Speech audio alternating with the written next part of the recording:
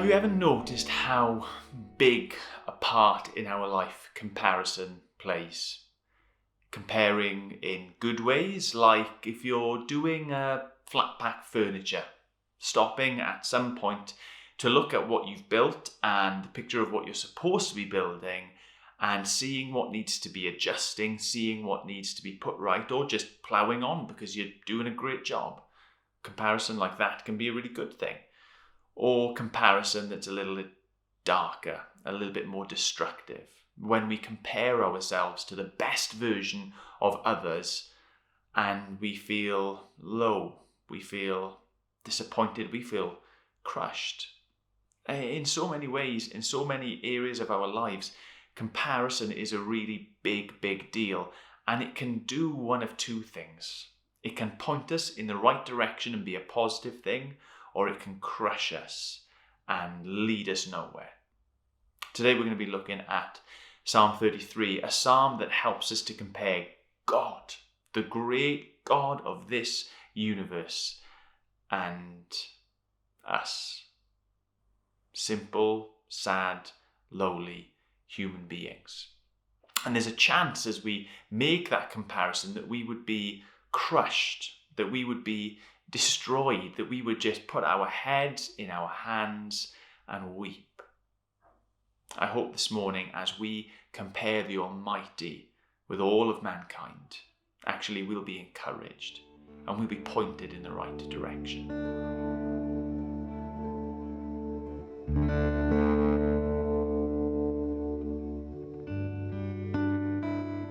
See, this is how Psalm 33 starts. Rejoice in the Lord, you righteous ones. Praise from the upright is beautiful. Praise the Lord with a lyre, make music to him with a 10-stringed harp. Sing a new song to him, play skillfully on the strings with a joyful shout. So far it doesn't seem or sound like a psalm of comparison. It seems like a really straightforward psalm of instruction, of command, praise, worship, adore. It seems simple. It seems like the exact sort of thing you'd expect to encounter when you open the Bible, especially when you open it up to the Psalms. And for lots of our lives, simply being told what to do is enough. But if you're anything like me, if you're anything like my children, the what is one thing, but the why is what's really important. You can follow a command and instruction once, twice, 3 times without really knowing why you do it. But if it's going to become a life's habit, if it's going to become something which flows out of you, not just something that you obey, then you really do need to understand the why. And what comes in the rest of Psalm 33 is the why. Why is it that people like you and me should worship God? And we're going to get to that answer by comparing God with us. Naturally, the psalmist begins by looking at God, and looking at God in 3 different ways. First of all, looking at his character, then looking at the things that he has done, and then finally looking at the place, the position, the authority that he has in all things. And when we compare mankind, humanity, you and I with God in all of these areas, well, then we're left with some pretty serious questions and a little bit of work to do of where to see how that means we are people who joyfully praise and rejoice in God.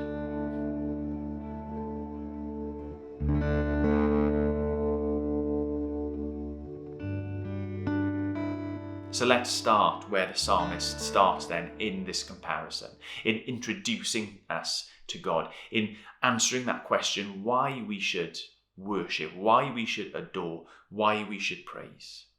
And he goes probably to the thing that is most important, the thing which, if the rest of the psalm wasn't there, would still be reason enough to look to God and be happy.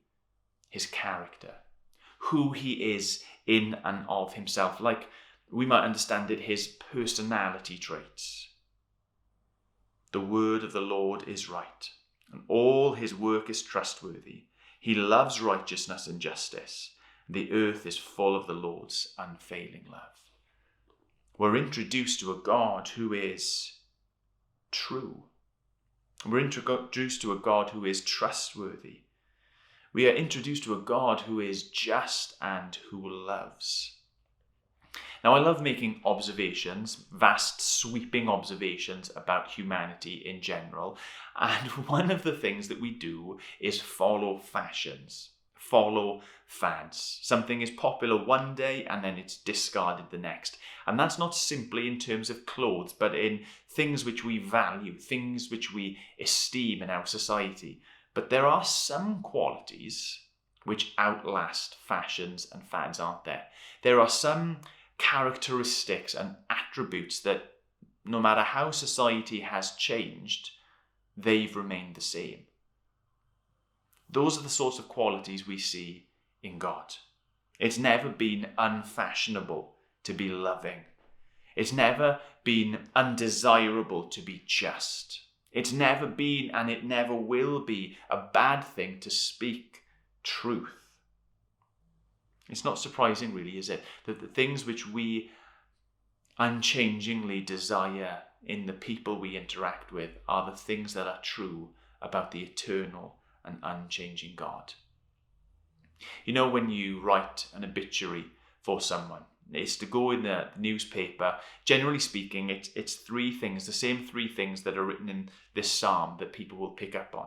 The person's character, their temperament, the things that they've done, and the positions that they've held. And in an obituary, you might read of someone that they were a tender person. They showed compassion in their lives. They were good company. We can read about how people display certain traits. But when we meet God and his character, the thing that we're confronted with is that he doesn't just display these things, he defines them. We might be able to look back over someone's life and say they were a loving person, but it is only the God of the universe that we can say is love. That's the first thing, the first pointer, the first reason, the first thing we need to get our heads around when we're considering the greatness of God is that in and of himself, his character, he is amazing.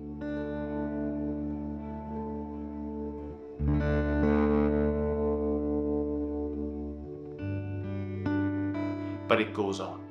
That's not enough almost to really get our heads around how great God is. This same God who we've met, who is all these things, in and of himself has put that goodness into action. The heavens were made by the word of the Lord, and all the stars by the breath of his mouth. He gathers the waters of the sea into a heap. He puts the depths into storehouses. Let the whole earth fear the Lord. Let all the inhabitants of the world stand in awe of him, for he spoke, and it came into being. He commanded, and it came into existence. Just stop and take stock of that. Think that great God who we've been introduced to already, who in and of himself is perfect, he created. More than that, he created in such a way and with such things that our simple minds never really fully comprehend or get their wits around them. He spoke and there was. He breathed and existence. He gathered and deposited the seas and the oceans. The seas and the oceans like water in a bottle. The seas and the oceans, a fraction of which can bring us to utter ruin, is nothing to this God. What kind of a God is this? You know, I think that I'm a nerd. I studied physics for 4 years in university, and I still love watching science programs. Those kind of nature documentaries, things like that you'll find on the BBC. Blue Planet, whatever it's called that Brian Cox is on at the moment. I love how those shows take us to nature, the natural world, and they invite us to be in awe of it. This psalm is doing a similar thing, isn't it? It's presenting us with the wonder of everything that has been made, and is pointing us and pointing our awe in the right direction. Pointing us towards the one who achieved it, the one who conceived of it in the first place. It's kind of saying, if creation is so wonderful, then how much more the Creator? God is great because of who he is. God is great because of what he's done. And I think verse 8 is so appropriate. Stop, planet Earth, and be astounded.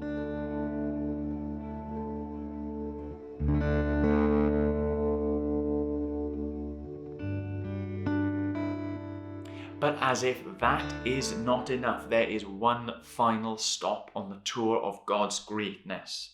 And it's not his character anymore. It's not what he's created, but it's the authority, the position, the status that he has.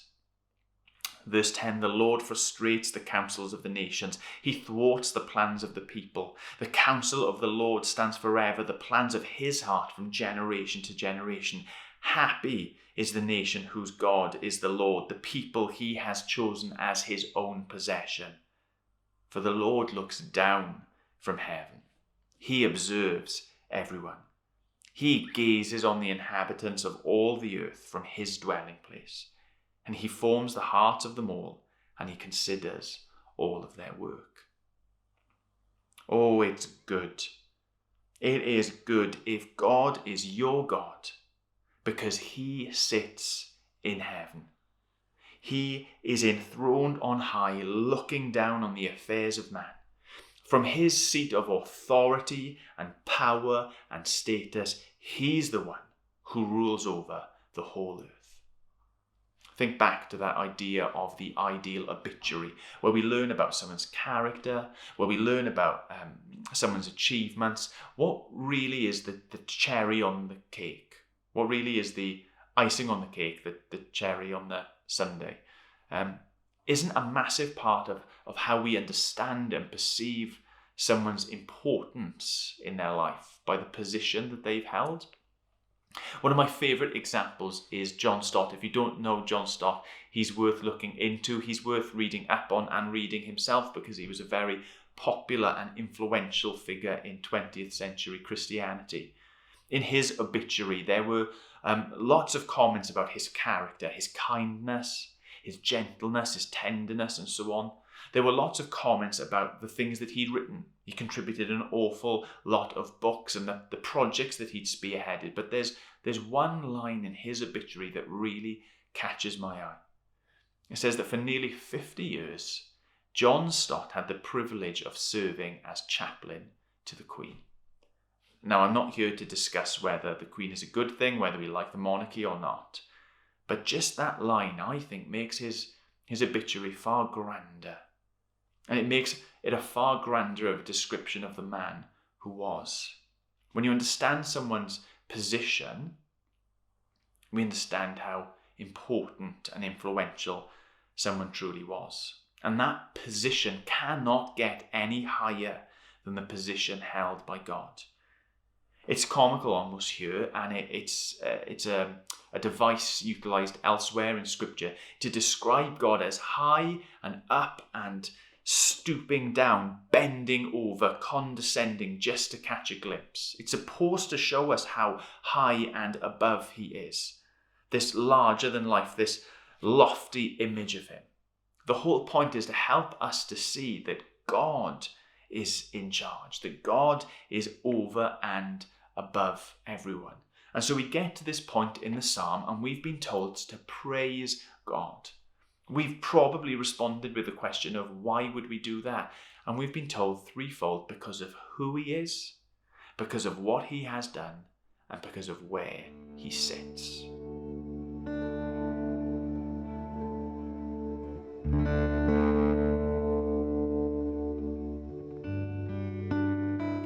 Now, I started off by saying that this psalm is a psalm of comparison. And so far we've had precious little of that. All we've had is God held up to us, laid out on display for us to see his greatness and his glory in so many different ways. But that's where things turn in verse 16. The focus for a moment now, shifts from being on God to being on humanity. As if to say, if you still haven't quite understood how remarkable this God is, just look around at all the things, the people, the practices that you value in your life. Verse 16, king is not saved by a large army. A warrior will not be rescued by great strength. The horse is a false hope for safety. It provides no escape by its great power. The point that's being made here as we run through this list of things that in the ancient world were trusted in, were looked to for sources of hope and safety and security, the point that's trying to be made is that when we look anywhere in the human sphere, when we look anywhere for safety, for hope, for protection, all those things ultimately let us down. They fail. They all fail. As God has been exalted, now we're given the opportunity to examine our humanity and see precisely how much we're found wanting. See, it doesn't get higher than a king, does it? Yet even a ruler of the strongest army isn't safe. We don't find anybody stronger in our society than a mighty warrior, and yet their power, it says, will flounder. There's nothing more important in battle, at least in the time that this was written, than some really good horses. And yet again that we see that they are simply a vain hope. They're not the place to put your trust. We could rewrite it like this, that all our human heroes, all our human hopes are vanishingly small when we at last compare them to the greatness of God. Today we'd put so many different things in that list. We wouldn't put kings and warriors and horses, but we might put relationships. We might put health and wealth. We might put rest and relaxation and recreation as things that make us feel comfortable and safe and happy and fulfilled. But the truth the psalm is trying to get us to see when the comparison is made is that none of those things will do any of that. They can't do any of that. That no person, that no passion, that no practice that we might turn to can actually take the place of God. Let's just do a quick comparison now to prove the point, okay? Let me ask you these questions. Who of mankind can we say has the same character as the Almighty? None. Who of mankind can we say can do what he has done? None. Who of mankind can we say can sit side by side and look down and rule over it all? None. What we find is a humanity that isn't, even in its most formidable forms, isn't anything when it's compared to the greatness of God, who is, and who has, and who sits.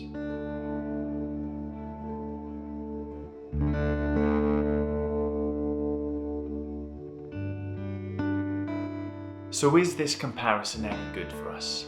Is it the sort of comparison that picks us up, that encourages us, that points us in the right direction? Or is it the sort of comparison that leads us to wallowing, to self-pity, to doubt and to despair? Well, the psalmist thinks it's the sort of comparison that should fill us with joy, that should fill us with song and praise and adoration. I think if we push a little further this morning, we'll see that this is the sort of comparison that can bring us life and happiness and hope. Let's ask those questions again one more time. Who of man can we say has the same character as the Almighty? Is the answer really none? Or is the answer one? Who of man can we say can do the things that God has done? Is the answer really none? Or is the answer again one? Who of man can sit side by side with God, looking down over everything, ruling and reigning above it all? The answer isn't none. The answer is one. The same Bible in which we find Psalm 33 is the same Bible that introduces us to the one who bridges that gap, who brings the greatness of God and puts flesh on it, who takes the lowliness of our humanity and elevates it. It's the one, the God-man, Jesus, God plus flesh. Surely we should have known that the whole time as we were making our way through, because he told us that he is the way, the truth, and the life, that through him all things were made, that he descended from heaven for our sakes, that he died, and now he has been exalted to the highest place, so that at his name every knee should bow. He's the one who's being spoken about in the psalm. He's the one really that I think that we can read and trust in the words of verses 20 to 22 at the end. We wait for the Lord. He is our help and our shield. For our hearts rejoice in him because we trust in his holy name. May our faithful love rest on us, Lord, for we put our hope in you. Do you remember that comparison that I spoke about at the start, the good kind, where we reference something and we're able to correct our course and head in the right direction? I think Psalm 33, when we consider Jesus, is that sort of psalm. We look to the rest of humanity. We look to ourselves and to each other, and we put so much pressure on those things, so much stock in those things to be the things that make us happy, to be the things that keep us safe, to be the things that give us hope, and they simply cannot bear the weight. You and I, we're not up to much. The people that we put all of our hopes and dreams on, they're not up to much. Our practices, our passions, they will ultimately fail. But here is the good news of Psalm 33, that great God who is and has and sits, he has taken on flesh. He has entered in, and he gives us reason for hope.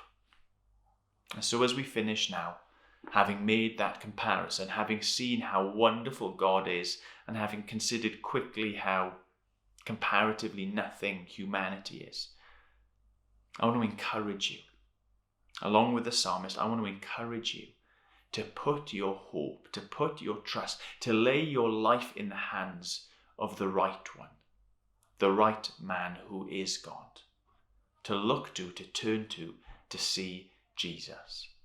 To recognize all that has spoken to us this morning about God, recognize that is true to us in Christ. And that is reason enough to listen to the command, to rejoice, to shout for joy, to sing praises, to worship, to adore, and to put our hope, to place our trust in him, our safety and our security. Now, for some of us, that just means reminding ourselves, recognizing that we go through life and the God that we know is there, the God that we know who has come, we go through life and we ignore him and we forget him and we drift away. Psalm 33 to us is a call, a reminder back, to get back on track. Perhaps for you, though, you've never considered that God. You've never contemplated that God. You've never come to that God before in Jesus. Well, let Psalm 33 and this morning be an invitation to you to stop hoping in yourself, to stop hoping in others, which ultimately are utterly useless, and to put your hope in the one who is above and beyond and totally and utterly incomparable. When you do, there is hope. There is shelter and security. There is life. And there is joy. because he genuinely is that good.